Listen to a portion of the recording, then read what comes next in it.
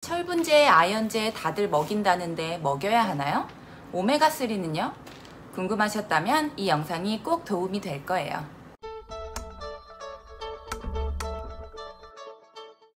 안녕하세요. 베이비 사이언스 뱃사TV의 뱃사입니다. 뱃사TV에서는 서울대 나온 엄마인 뱃사가 꼼꼼하게 리서치한 고급 육아 정보만을 전달드리고 있습니다. 지난주에 채소 싫어하는 아이 대처법, 그리고 돌 이후 통곡물과 유제품 섭취의 중요성에 대해 말씀드렸는데요. 오늘은 철분과 아연 등의 미네랄, 그리고 DHA와 관련된 동물성 단백질 원인 고기와 생선에 대해 좀 더 이야기해 볼게요. 철분, 돌 이후에도 여전히 중요해요. 아연, 아주 신경 쓸 필요는 없어 보여요. DHA, 생선으로 먹여줄 필요가 있어요. 동물성 단백질은 급격히 성장하는 시기에 요구량이 높은 철분의 중요한 공급원입니다. 소고기, 닭고기, 돼지고기, 생선, 달걀 등이 있어요. 미국 기준 돌 이전 철분 권장량은 하루 11mg로 모유수유아의 경우 소고기를 정말 충분히 먹지 않는다면 채우기가 쉽지 않아요. 한국 권고 기준으로 치면 6mg로 상당히 낮아서 채우기 더 용이하긴 한데요. 뱃사가 이 영상에서 언급했던 것처럼 돌전 모유 수유하는 아기들의 3분의 2가 철분 결핍이라는 연구 결과가 있었어요. 이 점에 기반해서 뱃사는 6mg은 조금 낮은 기준치가 아닌가 생각합니다. 어쨌든 미국에서 권고하는 기준은 돌전 11mg이고요. 돌이 지나면 성장 속도가 줄어들기 때문에 철분 권장량은 하루 8mg로 줄어듭니다. 또한 단유를 해서 식사량도 늘어나기 때문에 철분을 여기저기서 충분히 섭취할 수 있게 되고, 따라서 돌 이후에는 돌 전보다는 철분에 대한 걱정은 조금 덜게 돼요. 그러면 실제로 한국 아기들은 충분히 철을 먹고 있을까요? 2018년 국민건강통계에서 밝힌 돌에서 두 돌 사이 아기들의 평균 철분 섭취량은 6.3mg으로 한국에서 권장하는 6mg과는 비슷하지만 미국에서 권장하는 8mg보다는 조금 낮은 경향이 있었어요. 또한 철분을 한국 기준 권장량인 6mg보다 적게 섭취하는 비율 역시 22.1%로 상당히 높았고요. 미국 기준인 8mg로 치면 이 비율은 더 높아지겠죠? 또한 철분이 잘 흡수되기 위해서는 비타민C도 충분히 섭취되어야 하는데요. 위 논문에 따르면 비타민C를 부족하게 먹은 아기들이 실제 철분 결핍을 겪고 있을 가능성이 높았다고 해요. 지난 영상에서 돌에서 두 돌 사이 아기들 중 비타민C를 충분히 먹고 있지 않은 아이들이 거의 절반에 달했다고 말씀드렸죠. 이런 점들을 고려해보면 돌 이전에 비해서는 조금 낮긴 하지만 돌 이후에도 여전히 철분에 대해서는 항상 신경 써주시는 게 좋겠어요. 소아과 전문 의료기관인 스탠포드 칠드런스 헬스 홈페이지에서는 18개월까지는 철분 강화 시리얼을 먹일 것을 권고하고 있는데요. 아마 뇌발달기에 철분이 그만큼 중요하기 때문일 거예요. 철분의 결핍은 보챔과 칭얼거림, 수면장애 등을 유발할 뿐 아니라 빠르게 발달하고 있는 뇌의 영역을 특별한 방법으로 파괴한다고 합니다. 이에 따라 인지 발달이나 운동 발달에도 영향을 줄 수 있고요. 그러므로 중요한 단백질 원이자 철분의 공급원인 소고기, 닭고기, 돼지고기, 생선, 달걀 등을 잘 챙겨주세요.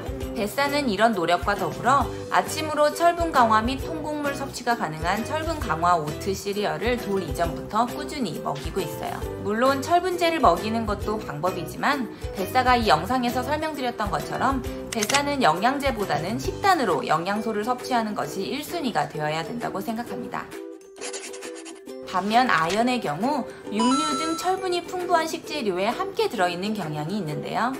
철분에 비해 권장량은 3mg 정도로 훨씬 적어서 아연 결핍이 오기는 쉽지 않다고 합니다. 이 자료에서 인용하고 있는 바에 따르면 미국 소아과학회에서는 아이가 심지어 채식주의를 하는 경우에도 아연 결핍은 흔하지 않으므로 영양제로 보충할 것을 권고하지 않고 있습니다. 참고로 철분의 경우 미국 소아과학회에서는 시리얼이나 소고기 등으로 충분히 섭취해주기 어려운 경우 영양제로 복용하라고 권고하고 있어요.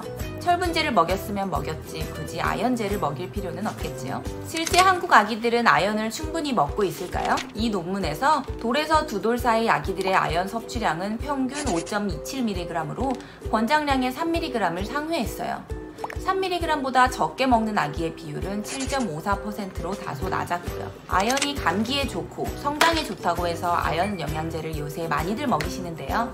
한 연구에 따르면 어른의 경우 아연을 보충했을 때 감기가 더 빨리 낫는 경향이 있었지만 아이들에게는 이러한 효과가 없었다고 합니다. 또한 아연제를 먹으면 키가 큰다는 속설 때문에도 많이들 먹이시는 것 같더라고요. 그러나 필요 이상의 아연을 먹는다고 해서 키가 크는 것도 아닙니다. 아연 결핍 상태일 때 아기가 원래 도달할 수 있는 키에 정상적으로 도달하지 못할 뿐이지요. 아연을 과잉 섭취하면 몸에 필요한 철이나 구리의 흡수를 방해하고 면역 기능이 오히려 손상될 수 있다고 해요. 뱃사 생각에는 아기가 이러한 음식들을 정말 안 먹는 경우가 아니라면 굳이 아연을 영양제로 먹이실 필요는 없다고 생각합니다. 마지막으로 생선에 대해 알아볼게요. 생선은 철분은 소고기 등에 비해서는 조금 낮은 편이긴 하지만 단백질이 풍부해서 식단에서 육류를 대체할 수 있습니다. 물론 철분이 부족해질 수 있어 너무 자주 육류를 생선으로 대체하면 안 되지만요. 생선이 육류와 크게 다른 점이 하나 있는데요.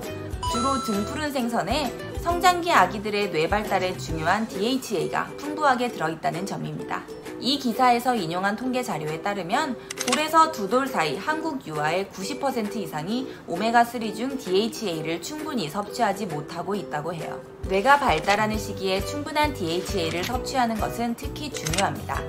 DHA의 섭취가 뇌의 활동에 영향을 주며 뇌가 성장하는 시기에 DHA를 충분히 섭취한 아이들의 인지 능력과 학업 성취도가 더 좋았다고 하는 연구 결과들이 있거든요. 그러므로 DHA가 풍부한 등푸른 생선, 연어, 멸치 등을 식단에 적극적으로 포함시켜 주시면 좋습니다.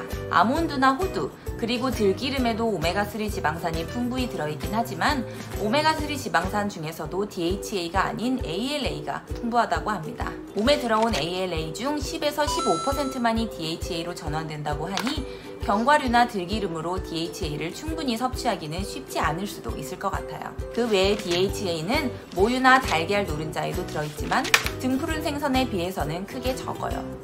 고등어, 모유, 달걀 100g에는 각각 이만큼의 DHA가 들어있다고 합니다. DHA와 ALA의 합인 오메가3의 하루 권장량은 500mg 정도입니다. 고등어, 멸치와 같이 DHA가 풍부한 식품의 경우 일주일에 2번 이상 정도만 먹어주면 충분할 것 같고요. 모유를 먹는 아기라면 엄마가 DHA를 충분히 섭취해주시면 좋겠어요. DH가 강화된 계란, 특히 노른자를 매일 먹어주는 것도 괜찮은 옵션이고요. 아기에게 DHA가 풍부한 음식을 먹이는 것이 정말 어렵다면 DHA 강화 우유나 오메가3 영양제를 활용하셔도 좋습니다. 태아 및 영유아기 오메가3 영양제의 효과에 대해서는 상반된 연구 결과들이 혼재하긴 하지만요. 긍정적으로 보고 있는 연구 결과들도 상당히 있습니다. 오늘은 여기까지.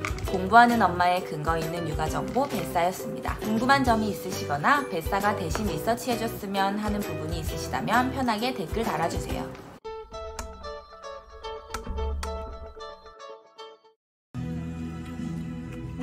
잘 발라내.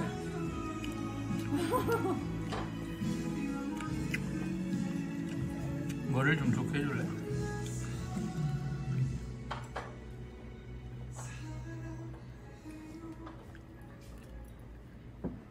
내 입에 넣어.